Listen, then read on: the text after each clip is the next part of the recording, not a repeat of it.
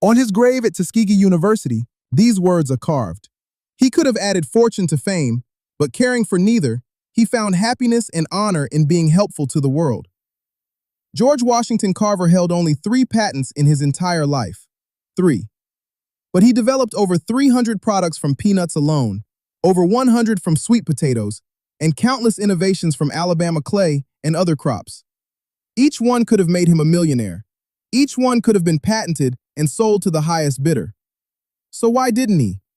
The answer to that question reveals one of the most remarkable stories in the history of American invention. And it starts with a kidnapping, a horse, and a baby who wasn't supposed to survive. This is the story of George Washington Carver. George Washington Carver was born into slavery around 1864 in Diamond Grove, Missouri. He never knew his exact birth date. Enslaved people weren't given that privilege. His father, Giles, died before George was born.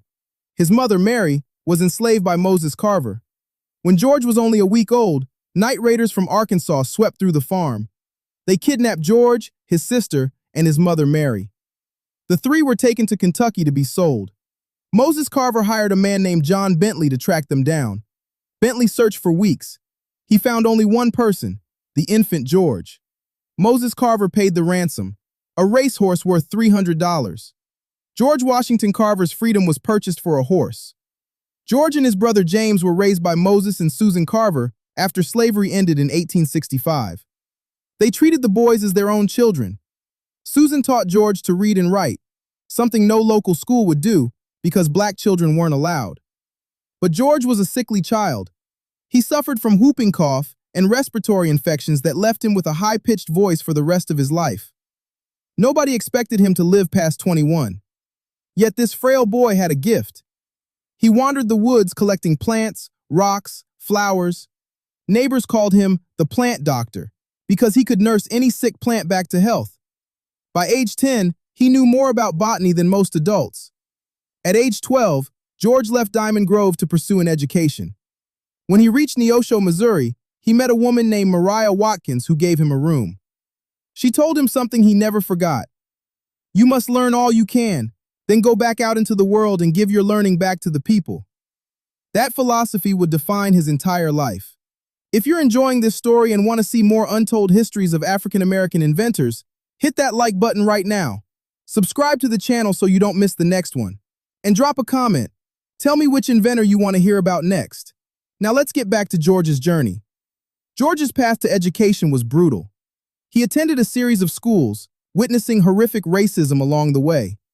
In Fort Scott, Kansas, at age 13, he watched a white mob murder a black man in the streets.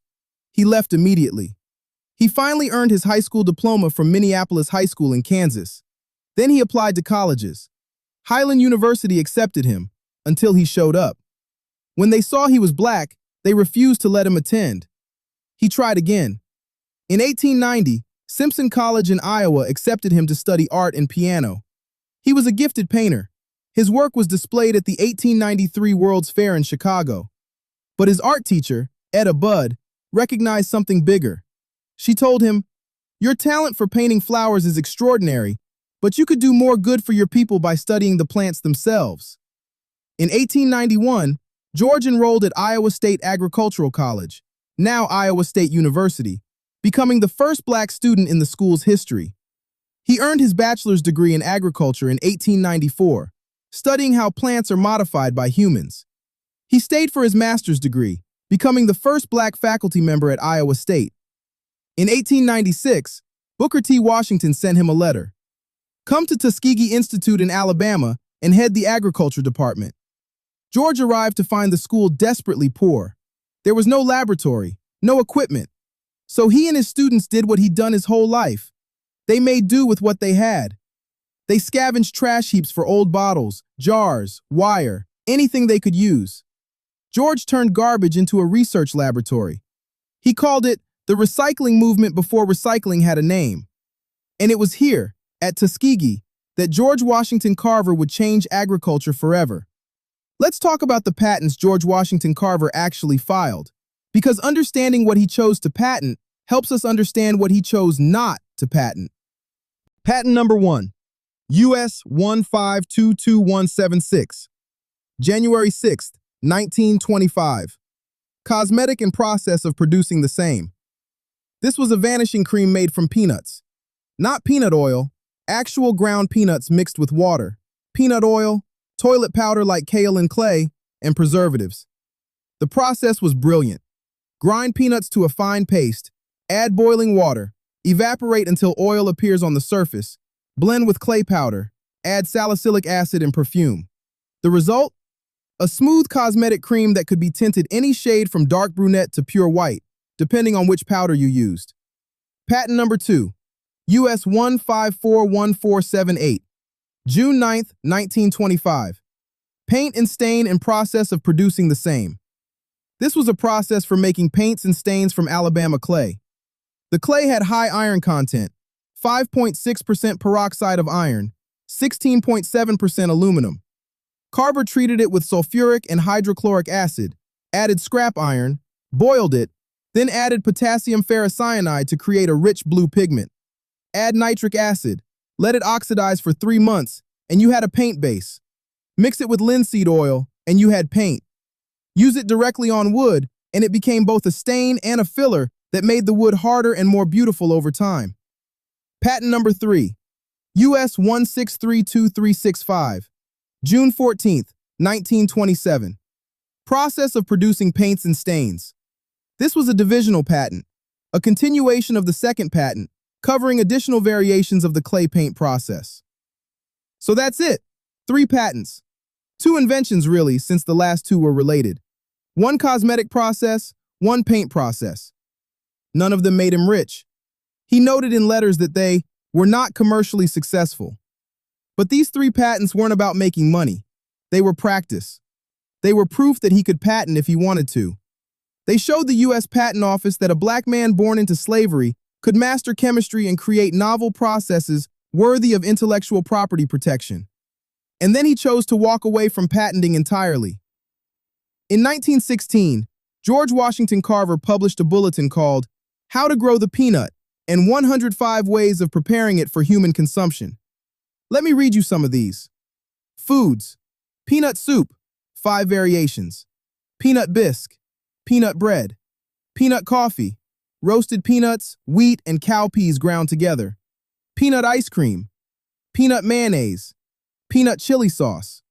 Mock chicken, ground peanuts mixed with egg, spread on fried sweet potato slices.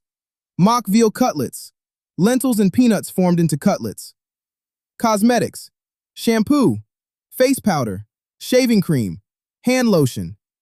Industrial products: paints, insecticides, glue, charcoal, rubber, nitroglycerin, plastics, axle grease. And that was just peanuts. His 1922 sweet potato bulletin listed 73 dyes, 17 wood fillers, 14 candies, 5 library pastes, 5 breakfast foods, 4 starches, 4 flours, 3 types of molasses, plus vinegars, coffees, and more. Every single one of these could have been patented. Every single one could have made him wealthy. But when people asked him why he didn't patent his work, Carver gave the same answer every time. God gave them to me. How can I sell them to someone else? He believed his discoveries came from divine inspiration, revealed to him through his study of nature. To patent them would be to claim ownership of something that belonged to everyone. But there was more to it than that. George remembered Mariah Watkins' words, "Give your learning back to the people." The people who needed his inventions most, poor Southern farmers, black and white, couldn't afford to pay patent licensing fees. If he patented peanut butter or peanut milk or sweet potato flour, it would put those products out of reach for the very people who needed them to survive. So he published everything in bulletins, free bulletins, distributed by Tuskegee Institute to anyone who wanted them. 44 bulletins over his career, filled with recipes, formulas, and instructions. He didn't keep laboratory notebooks. He didn't write down his processes. When he died, most of his methods died with him, because he believed the knowledge should stay in the public domain, not locked behind patents and fees. Before I tell you about his congressional testimony and the incredible people he influenced, do me a favor. Hit that subscribe button if you haven't already. Share this video with someone who needs to hear this story, and drop a comment. What would you do if you had an invention worth millions? Would you patent it or give it away? I want to know. All right, let's finish this story. In 1921, the United States peanut industry was in crisis. Cheap peanuts from China were flooding the market, destroying American peanut farmers. Congress was considering a tariff, a tax on imported peanuts. The Peanut Growers Association invited George Washington Carver to testify before the House Ways and Means Committee. This was extraordinary. Black Americans were rarely allowed to testify to Congress as expert witnesses. Segregation was the law of the land. Carver walked into that hearing room with crates full of samples: peanut milk, peanut flour, peanut dyes, peanut-based face powder, industrial products made from peanuts. The committee gave him 10 minutes to speak. Southern congressmen mocked him. They laughed. They made racist jokes. But as Carver began unpacking his samples and explaining what peanuts could do for American agriculture and industry, the room fell silent. The committee extended his time, then extended it again, then again. He spoke for over an hour. Congress passed the Fordney-McAmber tariff in 1922, protecting American peanut farmers. Carver became a national celebrity overnight. 3 American presidents met with him: Theodore Roosevelt, Calvin Coolidge, and Franklin D. Roosevelt. The Crown Prince of Sweden came to Tuskegee to study with him for 3 weeks. Mahatma Gandhi invited him to India to advise on nutrition and agriculture. Henry Ford became his close friend. When Carver's health declined in his 70s, Ford installed an elevator in Carver's Tuskegee dormitory so the elderly scientist wouldn't have to climb stairs. Ford built a replica of Carver's birth cabin at the Henry Ford Museum as a tribute. In 1923, Carver received the NAACP's Spingarn Medal for Outstanding Achievement.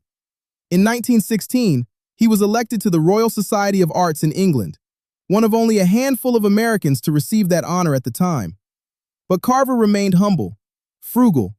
He never married. He lived in the same simple rooms at Tuskegee for 47 years. He saved every penny. In his 70s, he established the George Washington Carver Foundation at Tuskegee to continue agricultural research. He donated nearly $60,000, his entire life savings, to the foundation. When he died on January 5, 1943, at age 78, he was sitting up in bed painting a Christmas card. The card read, "Peace on earth and goodwill to all men." 6 months after his death, President Franklin D. Roosevelt dedicated $30,000 to establish the George Washington Carver National Monument in Missouri, the first national monument dedicated to an African American, and the first to honor someone other than a president. In 1990, he was inducted into the National Inventors Hall of Fame. In 2000, the USDA named him to their Hall of Heroes as the father of Chemurgy, the science of creating industrial products from agricultural materials. But perhaps the greatest tribute came from those he helped directly. Poor farmers, black and white, who learned to rotate crops, enrich their soil, feed their families with peanuts and sweet potatoes, and survive the boll weevil infestation that destroyed Southern cotton. George Washington Carver could have been a millionaire 100 times over. He could have patented peanut butter, though he didn't invent it, he perfected it. He could have locked away his sweet potato innovations, his clay paints, his industrial processes. Instead, he gave it all away. Because in the end, George Washington Carver understood something that most inventors never learn. True wealth isn't measured in patents or profits. It's measured in the lives you change and the knowledge you leave behind. If this story moved you, do me 3 things. Hit that like button. Subscribe to this channel for more untold stories of African American inventors who changed the world. And share this video with someone who needs to hear it. Until then, remember George Washington Carver's words. Learn all you can, then go back out into the world and give your learning back to the people. I'll see you in the next one.